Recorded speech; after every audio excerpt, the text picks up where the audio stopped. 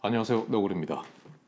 오늘 해볼 이야기는 바로 초보자분들을 위해서, 자전거를 입문하신 분들을 위해서 좀 시리즈를 만들 게 있는데, 바로 동호회에 대한 이야기입니다. 그 첫 번째 시간으로 첫 번째, 동호회에 가입하는 방법입니다. 네, 실제로 뭔 동호회를 가입하는데 뭘 이런 걸 알아봐야 돼? 라고 생각하시겠지만, 저도 처음 자전거를 입문했을 때 동호회도 어떻게 찾는지 몰라가지고 헤맸던 적이 있습니다. 그래서 혹시나 여러분들께서 나는 자전거를 일단 사기는 샀는데 나도 사람들하고 같이 투어도 다니고 버스 빌려서 이렇게 막 어디 뭐 지리산도 가보고 이렇게 사람들하고 같이 모여서 막 동부도 가보고 이렇게 가보고 싶은데 자전거를 같이 탈 사람이 없다라고 하시는 분이 계시다면, 이 영상을 끝까지 봐주신다면 조금이나마 도움이 되실 거라고 생각을 합니다. 물론 그렇게 생각하실 수도 있습니다. 자전거 혼자 타면 되지 왜 사람들하고 같이 타? 라고 생각하시겠지만, 실제로 자전거를 혼자 타는 것도 매우 재밌는 것은 맞습니다만, 자전거를 혼자 타는 것도 아주 재밌지만 자전거를 함께 탄다라는 것은 결론적으로 훨씬 더 재밌는 일이 될 수 있을 겁니다. 자, 그래서 오늘은 여러분께 동호회를 찾을 수 있는 여러 가지 방법을 알려드리도록 하겠습니다. 다시 한번 말씀드리지만, 혼자 타는 것도 재밌지만 같이 타는 것도 재밌어요. 하지만 저는 같이 타는 게 더 재밌다라고 생각하는 사람입니다. 그렇기 때문에 여러분들께서 혹시나 나도 동호회가 어떻게 가입하는지 모르겠어요 하신다면 꼭 봐주세요. 세상에는 아주 많은 동호회들이 있습니다. 그 동호회들이 활동하는 환경도 다르고 지역도 다르고 다 다르지만, 여러 가지 방법 중에서 제가 첫 번째로 추천하는 방법 중에 하나는 도싸를 나가는 겁니다. 자, 도싸라고 하면 사람들이 좀 겁을 먹죠. 도싸 나가서 이제 초보가 도싸 나가면 죽는다 이런 얘기도 많이 하기는 하는데, 실제로 그렇진 않습니다. 그래서 도싸 초급 같은 경우에는 진짜 급격하게 흐르고 따라가지 못하는 상황만 아니라면은 초보가 오셔도 잘 챙겨줍니다. 어느 정도 충분히 잘 챙겨주세요. 특히 겁먹지 않고 운동을 하는 게 목적이시라면 도싸번 같은 경우는 최고의 번개라고 할 수가 있습니다. 막 너무 많이 쉬고 막 이런 게 좀 싫으시다면 도싸 같은 번개가 없겠죠. 거기는 진짜 뭐 순수하게 운동하려고 가시는 분도 굉장히 많으시기 때문에 좋은 방법 중에 하나입니다.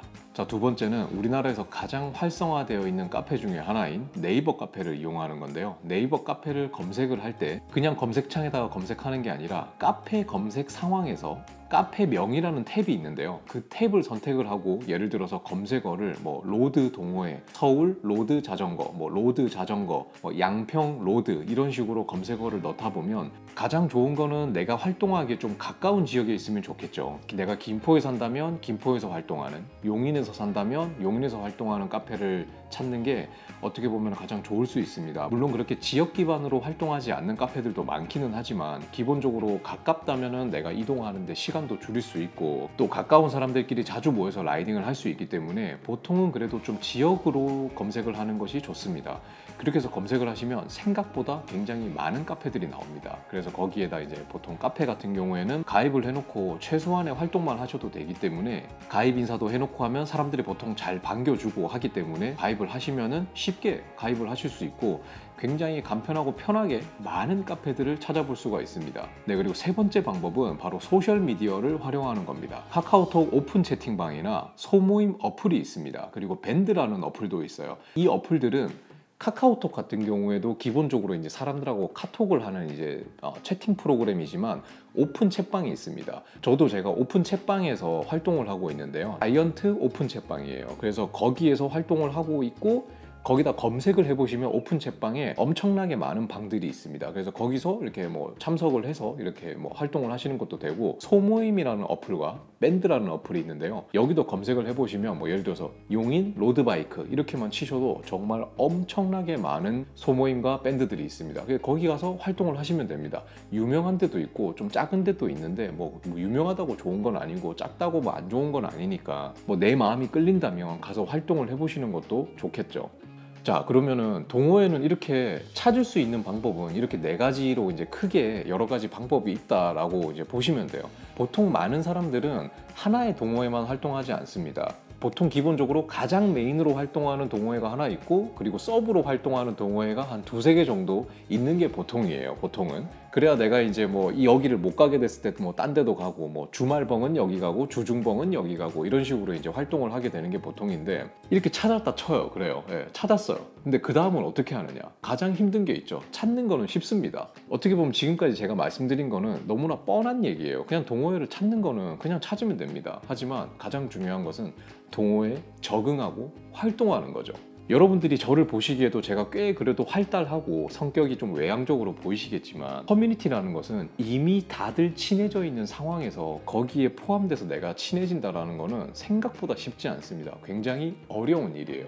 그래서 이 다음 편은 그거를 하는 법을 제가 여러분께 알려드리겠습니다. 그래서 이 다음 편 영상은 동호회에 적응하는 방법입니다. 동호회를 찾는 것은 쉽지만 동호회에 적응하고, 또 적응하는 것도 어떻게 보면 쉽습니다. 하지만 좋게 적응하는 거는 또 다른 부분의 문제겠죠. 자, 그래서 이 다음 편은 또 기다려 주시기 바라고요.